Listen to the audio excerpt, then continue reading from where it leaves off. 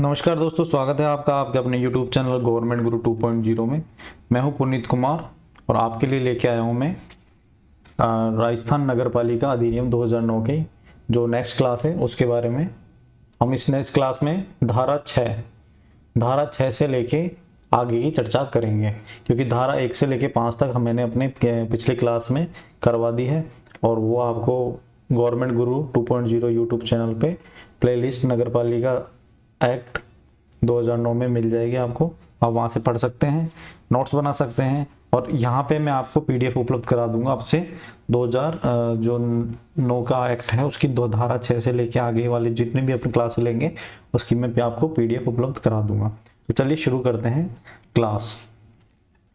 देखो, धारा 6 में लिखा हुआ है नगर पालिका की संरचना, मतलब नगर पालिका की संरचना के बारे में लिखा हुआ है कि क्या संरचना होगी। तो नगर पालिका के सभी स्थानों वार्डों के नाम से जाने जाएंगे, मतलब नगर पालिका के जितने भी स्थान हैं उनको वार्डों में विभक्त किया जाएगा तथा प्रत्यक्ष निर्वाचन द्वारा चुने गए व्यक्तियों से भरे जाएंगे। मतलब वार्डों का जो मेंबर होंगे उनका चुनाव कैसे होगा? प्रत्यक्ष निर्वाचन के रूप में होगा। मतलब 18 वर्ष से जो भी उम्र के ज़्यादा 18 वर्ष या 18 वर्ष से अधिक के जो भी वार्ड के जो निवासी हैं उनके द्वारा मत देके इनका चुनाव किया जाएगा। ऐसे स्थान वार्डों की संख्या 13 से कम नहीं होगी। मतलब वार्डों की संख्या किसी भी नगर पालिका में 13 से कम नहीं होगी, 13 से ज्यादा ही हो सकते हैं वार्ड, 13 से कम किसी भी कीमत पे नहीं होगी। ये नगर पालिका एक्ट में लिखा हुआ है ना। और इन वार्डों का प्रकाशन राजपत्र में किया जाएगा राज्य सरकार द्वारा, मतलब गजट नोटिफिकेशन निकाला जाएगा जब भी वार्ड बनेंगे या घटेंगे तब। ठीक है, नेक्स्ट देखते हैं। प्रत्येक जनगणना पूर्ण होने के बाद राज्य सरकार राजपत्र में अधिसूचना द्वारा स्थानों वार्डों की संख्या में परिवर्तन कर सकती है। मतलब प्रत्येक जनगणना पूर्ण होने पर, मतलब जनगणना होती है हर 10 साल में, जब जनगणना पूरी हो जाएगी तो उसके बाद राज्य सरकार क्या करेगी? राज्य सरकार राजपत्र में, मतलब गजट नोटिफिकेशन निकालेगी, एक नोटिफिकेशन निकालेगी, उसमें किसी भी वार्ड को बढ़ाना है, मतलब किसी नगर पालिका क्षेत्र में वार्डों की संख्या को कम करना है या ज़्यादा करना है, मतलब परिवर्तन करना है, तो उसके लिए गजट नोटिफिकेशन में पहले ये जो है नोटिफिकेशन निकालेंगे कि इतने हम वार्ड करने जा रहे हैं, इतने नहीं। उसके बाद जनगणना के आधार पर संख्या में परिवर्तन किया जा सकता है। ठीक है, नेक्स्ट देखते हैं। परंतु उपरोक्तानुसार अवधारणा से नगरपालिका की विद्यमान संरचना पर उसकी पदावधि समाप्त होने तक कोई प्रभाव नहीं पड़ेगा। इसका मतलब ये हो गया कि मान लो कोई नगरपालिका है, जैसे अभी 2000 चल रहा है 22, तो अपन बात करते हैं 2018 में कोई नगरपालिका में 25 सीटें थी। ठीक, 2021 की मान लो जनगणना हो गई थी, अभी हुई नहीं है लेकिन मान लो अपने हो गई और इसके आंकड़े आ गए। ठीक है, अब 2018 से लेके इसका नगरपालिका कार्यकाल कब तक रहेगा? 2023 तक। तो अब इसका मतलब ये नहीं है कि आपने 21 की जनगणना निकाली और 2022 में आपने वार्डों की संख्या कम ज़्यादा कर दी, ऐसा नहीं होगा। अब वार्डों की संख्या जो कम ज़्यादा होगी जो 2023 के बाद होगी। मतलब ये जो कार्यकाल है ना 5 वर्ष का, इसके बीच में वार्डों की संख्या कम ज़्यादा नहीं की जा सकती, इसका मतलब ये है। ठीक, नेक्स्ट देखो, नगर पालिका के लिए इस प्रकार स्थानों की कुल संख्या नियत करते समय राज्य सरकार क्रमशः सामान्य स्थान, महिलाओं, SC ST और पिछड़े वर्गों के व्यक्तियों के लिए स्थान आरक्षित रखेगी। इसका मतलब क्या हुआ कि नगर पालिका में जब वार्डों का कि कितने क्या वार्ड रखने, जब भी चुनाव कराना है तो SC ST, ठीक है, और पिछड़े वर्ग और स्पेशली महिलाएं, है ना, और सामान्य, तो इनको है ना अपना जो कैटेगरी में रिजर्वेशन दिया जाएगा कि इतनी सीटें SC की होनी है, ST की होनी है, इतने पिछड़े वर्गों की होनी है। ये आपके नगर पालिका की संरचना मतलब धारा 6 में लिखा हुआ है स्पष्ट। आगे चलते हैं। SC ST का आरक्षण SC ST की जनसंख्या अनुपात में रहेगा। मतलब अनुसूचित जाति और अनुसूचित जनजाति का आरक्षण इनकी जो भी जनसंख्या है ना इसके अनुपात में ही दिया जाएगा। मतलब जहां पर अगर ST की जनसंख्या ज्यादा है तो वहां पे सीटें भी ज्यादा होगी। ठीक है, इस तरह से ये जो है फॉर्मूला डिसाइड होगा। ठीक, अब धारा 6 कंप्लीट है। हम बात करते हैं धारा 7। धारा 7 में क्या लिखा हुआ है? पदावधि। इसकी पदावधि कि नगर पालिका की समयावधि उसकी प्रथम बैठक से 5 वर्ष तक रहेगी। मतलब नगर पालिका की जो बैठक होगी प्रथम, मतलब कोई नवनिर्वाचित नगर पालिका है वो उसका चुनाव हो गया, मान लो आज क्या तारीख है, 1 सितंबर तारीख है, 1 सितंबर को चुनाव हो गए, रिजल्ट घोषित हो गए और पता चल गया कि कौन सा बोर्ड बनना है। लेकिन 1 सितंबर से नहीं मानी जाएगी क्या नगर पालिका, ये मानी जाएगी। मतलब 1 सितंबर के बाद 5 जो सितंबर है इसको प्रथम बैठक होगी मान लो, 5 सितंबर से आगामी 5 साल, 5 सितंबर से आगामी 5 साल के लिए नगर पालिका की जो समयावधि रहेगी, है ना, इससे अधिक नहीं हो सकती। किसी नगर पालिका के विघटित होने पर नवगठित नगर पालिका शेष समय के लिए रहेगी। इसका मतलब क्या हुआ कि मान लो कोई नगर पालिका 5 साल के लिए जो है आपके बनी है, 2018 में कोई नगर पालिका बनी और वो 2020 में विघटित हो गई, मतलब नगर पालिका के जो है भंग हो गई, नगर पालिका का बोर्ड जो है भंग हो गया। तो अब आने वाली जो नगर, अब यहाँ पे होंगे चुनाव, अब आने वाली जो नई गठित नगर पालिका होगी चुनाव के द्वारा, चुनाव हो गए चुनाव के द्वारा, तो इसका मतलब ये नहीं है कि 2025 तक रहेगी, इसका मतलब ये कतई नहीं है। इसका मतलब ये है कि जो आने वाले 2023, मतलब ये 18 से 23 ये चीज कवर होगी 5 साल, ये जो नगर पालिका रहेगी मात्र 3 साल ही रहेगी। आगे समझ में, मतलब 5-5 साल का टाइम पीरियड है। अगर इसके बीच में विघटित हो जाती है तो जो नई गठित नगर पालिका है वो आगामी 5 साल के लिए नहीं रह के शेष समय के लिए रहेगी। ठीक, प्रथम बैठक से तात्पर्य क्या है, नवनिर्वाचित नगर पालिका की प्रथम बैठक से, मतलब वो आपको समझा दिया।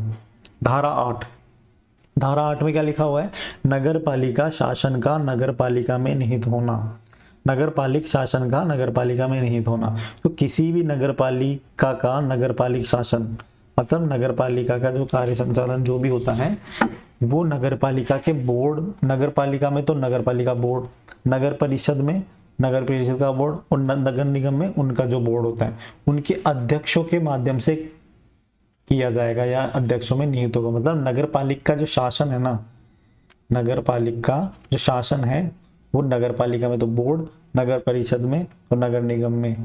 मतलब क्या कहना चाहता हूं मैं कि नगर निगम में तो देखो 3 स्थिति होती है, नगर निगम होती है, नगर परिषद होती है, ठीक है, और नगर पालिका होती है, ठीक है। तो नगर निगम में तो उसे अध्यक्ष को क्या कहते हैं, महापौर, ठीक, यहाँ पे बोलते हैं सभापति नगर परिषद में। और नगर पालिका में कहते हैं क्या, नगर पालिका में क्या कहते हैं, अध्यक्ष। तो नगर पालिक जो शक्तियां हैं वो इनके पास है, मतलब राजनीतिक शक्तियां तो इनके पास हैं, ठीक।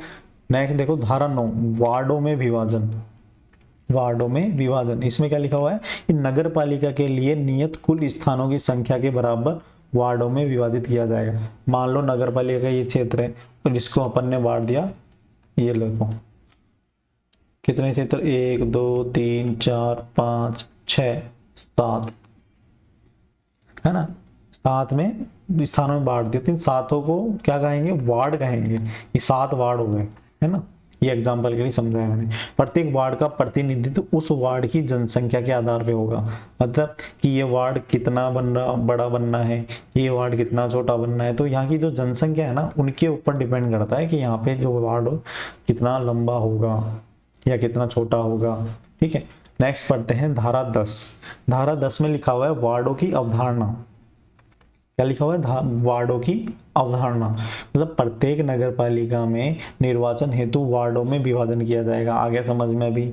और SC ST महिला सदस्य, OBC सदस्यों को, मतलब OBC मतलब पिछड़े वर्गों के लिए, इसको पिछड़े वर्ग कर लेना है ना, पिछले वर्ग को जनसंख्या के अनुपात में सीटें आरक्षित की जाएगी। ये पहले पढ़ लिया अपन ने ना। ये वार्डों की अवधारणा मतलब वार्ड किस तरह के होंगे उसके बारे में इसमें चर्चा की है। अब नेक्स्ट देखो, वार्डों का संख्यांकन किसी नगर पालिका के स्थानीय, मतलब संख्यांकन मतलब नंबरिंग, वार्डों के संख्यांकन किसी नगर पालिका के स्थानीय क्षेत्र के उत्तर पश्चिमी कोण से शुरू होगा। कैसे, ये मान लो नगर पालिका क्षेत्र, ये हो गया नॉर्थ, ये हो गया साउथ, ये हो गया ईस्ट, ये हो गया वेस्ट, मतलब उत्तर दक्षिण पूर्व पश्चिम। तो वार्डों का जो संख्यांकन होगा ना, ये देखो वार्ड बन गए, ठीक है।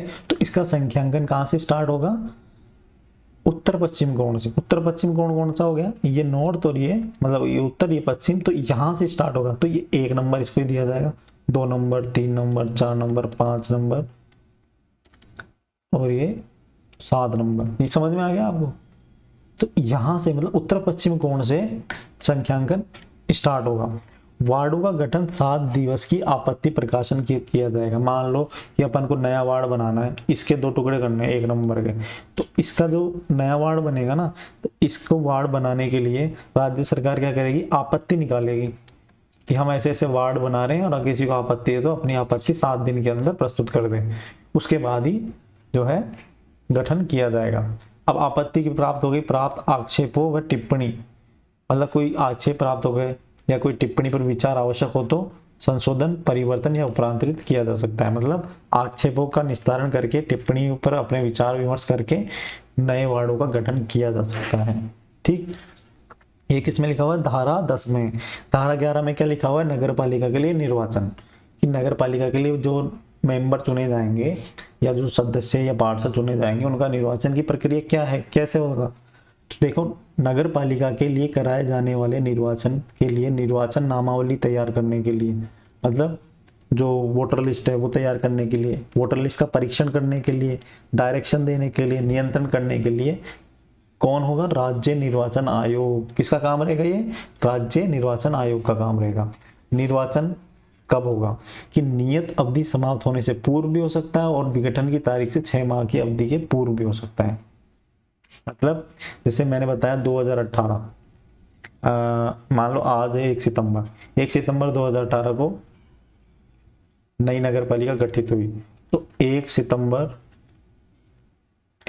नहीं, अपन बनी 31 अगस्त 2023, 31 अगस्त 2023 को इसके 5 साल पूरे हो रहे हैं, है ना, पूर्ण हो रहे हैं 5 वर्ष। ठीक है, तो अब ऐसे नहीं है कि एक पूर्ण होने के बाद चुनाव होंगे, ऐसा नहीं है कि 1 सितंबर से चुनाव स्टार्ट होंगे, नहीं, ऐसा नहीं है। इसमें क्या होगा, ये अवधि पूर्ण होने से पहले ही चुनाव कराए जाएंगे। हाँ, ये इसका मतलब ये है। विघटन की तारीख से 6 माह की अवधि के पूर्व, मतलब अब मान लो विघटन की तारीख से 6 माह की अवधि के पूर्व, मतलब मान लो कोई नगर पालिका बोर्ड का विघटन हो गया तो उसकी 6 माह की अवधि के पूर्व, मतलब आज विघटन हुआ, ठीक है, तो 6 माह के अंदर अंदर चुनाव कराने आवश्यक हो जाएंगे, 6 माह के अंदर चुनाव कराने आवश्यक हो जाएंगे।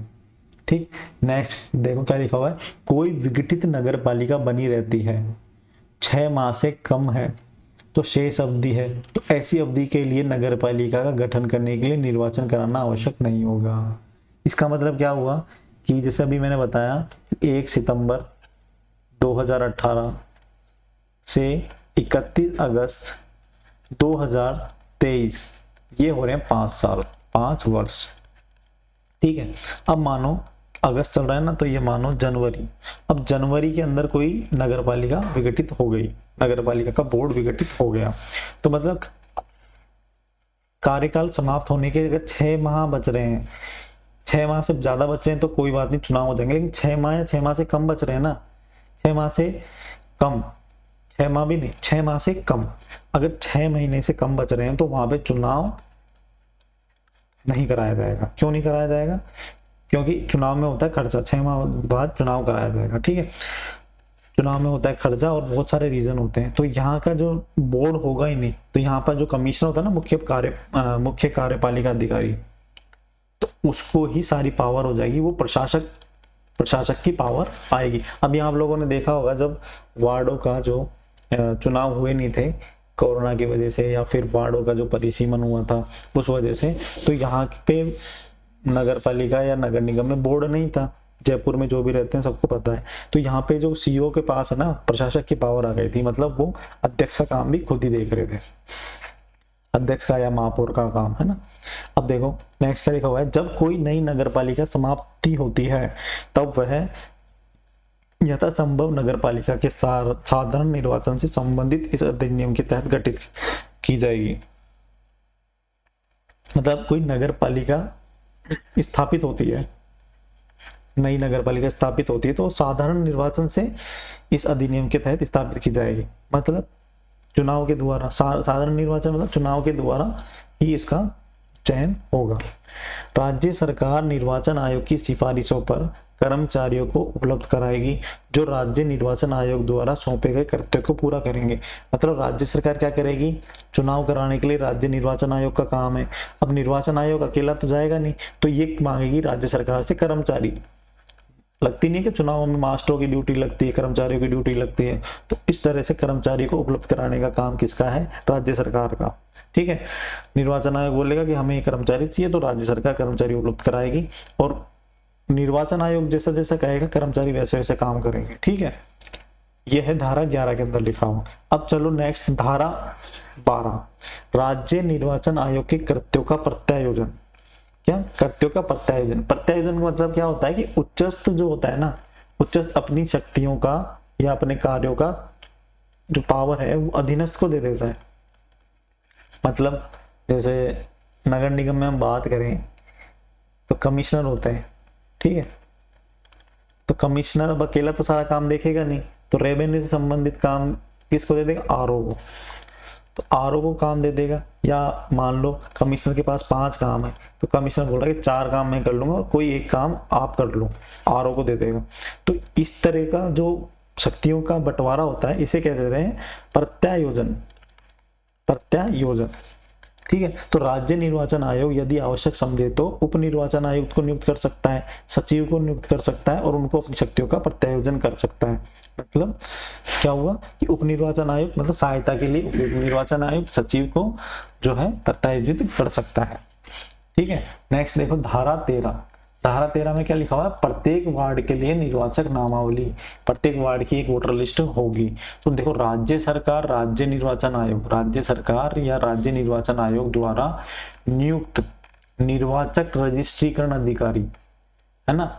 अब इन्होंने भी क्या किया, राज्य निर्वाचन आयोग ने उप निर्वाचन आयोग कर दिया, उसके बाद सचिव कर दिया, उसके बाद इनसे काम कराने के लिए नीचे निर्वाचक रजिस्ट्रीकरण अधिकारी इनकी नियुक्ति कर दी।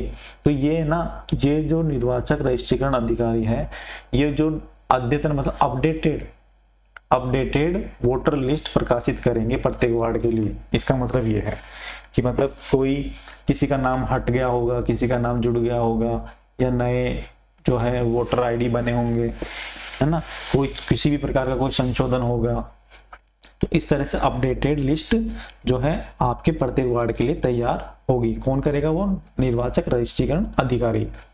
अब आगे चलो, इसमें राज्य निर्वाचन आयोग निर्वाचन रजिस्ट्रीकरण अधिकारी व उसके सहायतार्थ एक या एक से अधिक व्यक्तियों को सहायक निर्वाचक रजिस्ट्रीकरण अधिकारी के रूप में नियुक्त करेगा। इसका मतलब क्या है कि निर्वाचक रजिस्ट्रीकरण अधिकारी भी अपने लिए सहायक के रूप में सहायक निर्वाचक रजिस्ट्रीकरण अधिकारी को नियुक्त कर सकता है ना। तो ये है मतलब अपनी शक्ति का प्रत्यायोजन, मतलब कर्मचारी तो चाहिए ही ना काम करने के लिए। अब देखो धारा 14। धारा 14 में लिखा हुआ निर्वाचक नामावली में रजिस्ट्रीकरण के लिए निरर्हता है, मतलब अयोग्यता। निरर्हता का मतलब क्या है, अयोग्यता है। धारा 14 में क्या लिखा हुआ है कि कोई भी वोटर आईडी है, वोटर लिस्ट है, उसमें कौन कौन से लोग शामिल नहीं होंगे कि वह भारत का नागरिक नहीं हो। अगर कोई व्यक्ति भारत का नागरिक नहीं है तो वो वोटर लिस्ट में शामिल नहीं होगा। विकृत है या सक्षम न्यायालय द्वारा घोषित है, मतलब पागल या दिवालिया है तो वो भी शामिल नहीं होगा। निर्वाचन के संबंध में भ्रष्ट आचरण या अन्य अपराध, मतलब उसके ऊपर कोई आचरण निर्वाचन के संबंध में ही, उसके संबंध में मतलब चुनाव में अगर उसने कुछ ऐसा करते कर दिया है कि उसका आचरण भ्रष्ट हो गया है या अन्य अपराध में लिप्त है, तो उसको भी वोटर लिस्ट में नहीं जोड़ा जाएगा। रजिस्ट्रीकरण के पश्चात उक्त कारणों से निर्हित होने पर उसका नाम नामावली से काट दिया जाता है। समझ में आ गया कि अगर वो अयोग्य है तो उसका अगर उसका रजिस्ट्रीकरण हो रखा है पहले से, मान लो, है ना, और उसने कोई ऐसा करते कर दिया तो उसके बाद वह उसका नाम काट दिया जाएगा। ये है इसका मतलब। धारा 15। धारा 15 मतलब मिथ्या घोषणा करना। अगर कोई व्यक्ति लिखित रूप में घोषणा करता है, कोई भी घोषणा करता है और वो घोषणा मिथ्या है, मतलब झूठी है, और झूठी होने का या तो उससे ज्ञान है या उसको विश्वास है या उसको पता है, जिसके सत्य होने पर उसे विश्वास नहीं है। मतलब कोई झूठी सूचना देता है ना, तो उसको कम से कम 1 वर्ष का कारावास हो सकता है और 2000 से 5000 रुपए का दंड या दोनों हो सकते हैं। कोई भी झूठी घोषणा नहीं करना चाहिए। कोई भी मान लो मेंबर खड़ा होता है या फिर कोई जैसे वोटर में लिस्ट में नाम जुड़वा रहा है तो झूठ बोल के जुड़वा ले, ठीक है, 2-2 जगह नाम चल रहे हैं उसके, तो वो ऐसा पाया जाता है ना, तो उसको 1 वर्ष का तो जेल हो जाती है और 2 से 5,000 रुपए का जुर्माना हो जाता है। ठीक है, धारा 16 पढ़ते हैं। धारा 16 में क्या लिखा हुआ है? मुख्य निर्वाचन अधिकारी। ठीक है, ये क्या होता है? एक मुख्य निर्वाचन अधिकारी होगा, ठीक है, जो राज्य सरकार के परामर्श से निर्वाचन आयोग द्वारा नियुक्त किया जाएगा। सिंपल सी बात है कि है ना, एक मुख्य निर्वाचन अधिकारी होगा, उसके अंदर ही आ जाएंगे सारे उप निर्वाचन अधिकारी या फिर निर्वाचक रजिस्ट्रीकरण अधिकारी। ठीक है, तो राज्य सरकार के परामर्श से निर्वाचन आयोग एक मुख्य निर्वाचन अधिकारी नियुक्त करेगा। राज्य निर्वाचन आयोग के नियंत्रण में रहते हुए जो राज्य की समस्त निर्वाचन नामावलियां तैयार करेगा, ठीक है, सभी निर्वाचनों के संचालन का पर्यवेक्षण करेगा। इसका काम होता है मुख्य निर्वाचन अधिकारी का। नेक्स्ट 17वीं धारा, धारा नंबर 17, जिला निर्वाचन अधिकारी। राज्य के प्रत्येक जिले में राज्य निर्वाचन आयोग राज्य सरकार के परामर्श से जिला निर्वाचन अधिकारी नियुक्त करेगा। देखो, ये तो हो गया राज्य का निर्वाचन, मतलब पूरा हेड। अब प्रत्येक अपने जो प्रशासनिक व्यवस्था के आधार पर जिलों में बांटा हुआ है, तो प्रत्येक जिले का एक जिला निर्वाचन अधिकारी होगा, जो कौन होता है? सामान्यतः जिला कलेक्टर होता है ना, जिला कलेक्टर को पावर होती है, तो जिले का निर्वाचन अधिकारी जिला कलेक्टर होता है। यदि राज्य निर्वाचन आयोग आवश्यक समझे तो एक से अधिक जिला निर्वाचन अधिकारी की भी नियुक्ति कर सकता है।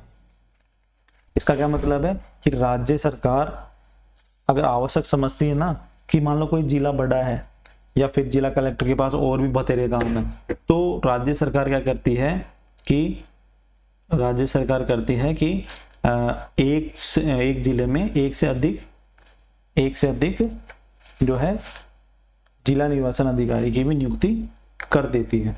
उसके बाद देखो धारा 18, स्थानीय प्राधिकारियों आदि के कर्मचारियों वृंद का उपलब्ध कराया जाना।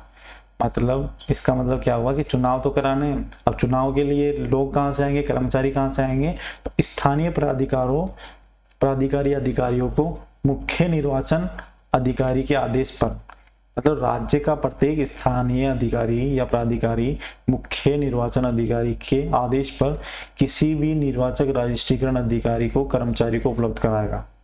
मतलब अब चुनाव कराने हैं, मुख्य निर्वाचन आयोग तो बोलेगा स्थानीय प्राधिकारी को जैसे मान लो जिला कलेक्टर ने बोला, ये देखो हायरार्की में समझाता हूँ, ये हो गया राज्य निर्वाचन आयोग।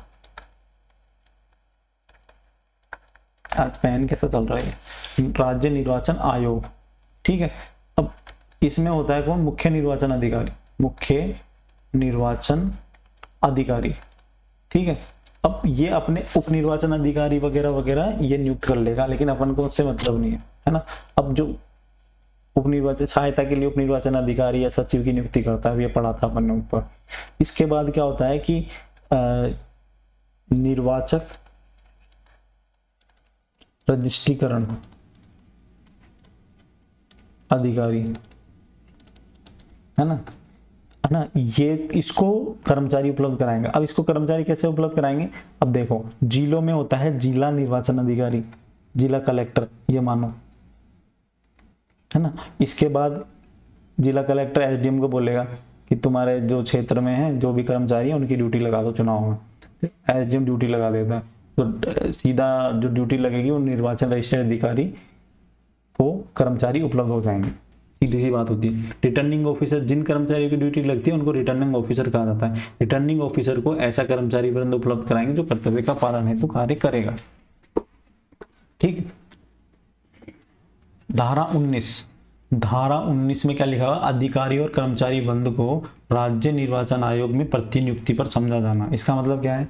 इस अधिनियम के तहत निर्वाचक नामावली की तैयारी, पुनरीक्षण या अभिनियोजित अधिकारी कर्मचारी विशेष अवधि के दौरान, इसके अंदर विशेष अवधि के दौरान प्रतिनियुक्ति पे समझे जाएंगे, है ना, जो कि राज्य निर्वाचन आयोग के अधीक्षण और नियंत्रण में कार्य करेंगे। इसका क्या मतलब है कि जिन भी कर्मचारी की चुनाव में ड्यूटी लगेगी ना, तो जैसे मान लो मैं नगर निगम में काम कर रहा हूँ, ठीक है, मैं नगर निगम में काम कर रहा हूँ, मेरी लग गई चुनाव में ड्यूटी, तो चुनाव में ड्यूटी लग गई है और मेरे को चुनाव में ड्यूटी देनी है कलेक्ट्रेट में, जयपुर कलेक्ट्रेट में, है ना।